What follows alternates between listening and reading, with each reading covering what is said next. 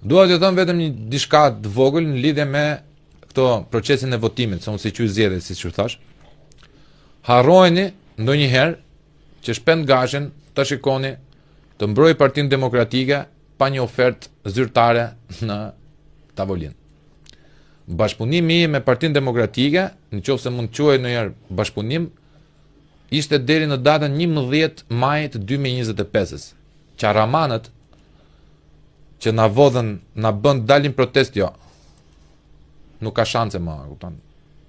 Sepse kauza jon u shit bastarditeti që pati mes kandidatëve për të vjedhur vota dhe për të hyrë në zonë tjerëve është evident, i dukshëm dhe me prova.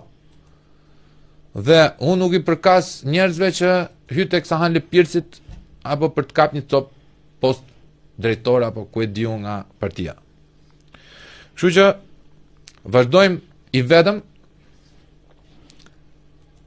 luftën time kundër establishmentit, i vetëm shqyr zotit nuk jam, i qofshin fal, se kam miq shok mbështetës pafund si juve, që nuk mlini vetëm, kam Altinin, kam Bulthin, kam Buçin, edhe shumë dashamirë tjerë, se unë nuk i qoj fansa, se s'kam fansa, nuk jam Kardashian.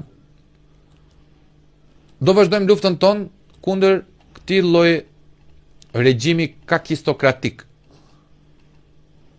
Kakistokracia është sistemi ku të gjithë janë të blerë, të gjithë janë të inkriminuar në korrupsionin e madh shtetëror, që nga roja deri te kryeministri.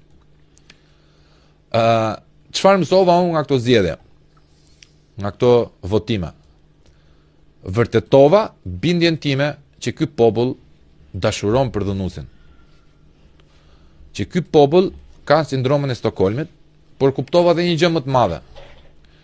Që sado i mirë të jetë Charles de Gaulle, asnjëherë nuk do fitonte në Francën e 2025-s. Që do të thotë, sado i mirë të jetë Nelson Mandela, asnjëherë nuk do fitonte në Afrikën e Jugut të 2025-s.